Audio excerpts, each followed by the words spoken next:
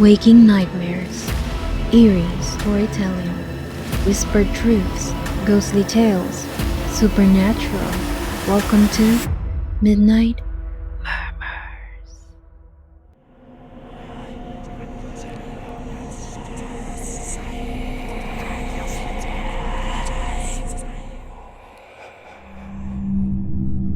I never believed the stories about Balete Drive. Growing up in Makati, I'd heard all the urban legends. White ladies hitching rides, phantom footsteps, sudden chills. I used to think it was just Manila and its love of drama. That changed when I inherited my grandmother's house. She passed away on October 15, 2021. Her home was a two-story Spanish colonial tucked into the quieter end of Balete Drive, near Acacia Lane. I hadn't visited since I was a child, and even then, I remember the house feeling off. The air was always heavy, like the walls were holding their breath. I moved in on October 30, just in time for Undas. My plan was simple: clean the house, settle in, and maybe light a candle for Lola Rosario.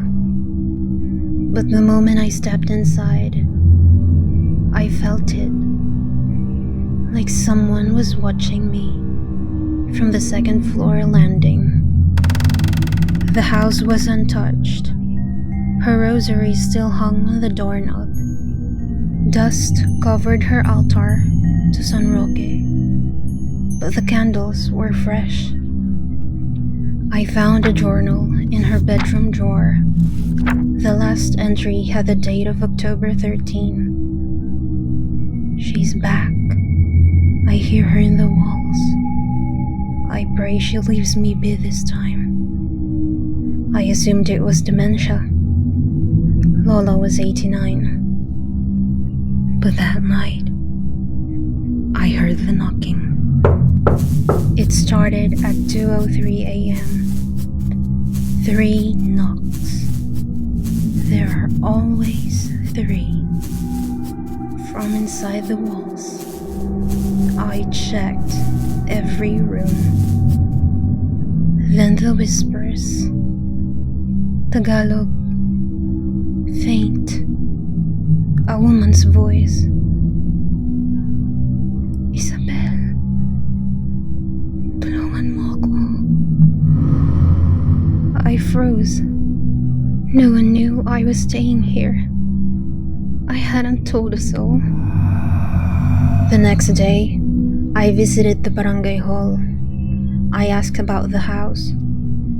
The tanod, Mang Celso, looked pale when I mentioned the address. That house? Ay nako, iha. Your Lola was the last. Everyone else left. They say it's cursed. He told me about the white lady sightings. But more disturbing was the story of a girl named Clarita. In 1951, someone found her lifeless in the attic, strangled, eyes wide open, mouth torn at the corners. No one knew who she was. No records. Just a body. Lola never spoke of it. That night, I climbed to the attic. Rusted nails sealed it. I pried it open. Inside was a single rocking chair and a mirror. The chair rocked on its own. I stepped closer to the mirror. The reflection I saw was incorrect. My eyes were black. My mouth was smiling. but I wasn't. Then she appeared behind me. A girl in a torn saya. Her hair was covering her face, her feet hovering above the floor. She whispered, "You live here now. So do I." I ran. I locked the attic, but the knocking never stopped. On November 2, I tried to leave. I packed my bags and called a grab, but the driver never arrived. My phone died. The power went out. At 3 a.m., the house came alive. Doors slammed. The altar candles lit themselves. The mirror in the attic shattered, even though I wasn't near it. And then I saw her, Clarita, standing at the foot of my bed. She wasn't angry. She was pleading. "They buried me in the walls." I tore through the drywall in the attic, behind the boards. Wrapped in a rotting cloth were bones, small, human, a rosary tangled in the ribs. I called the police. They took the remains.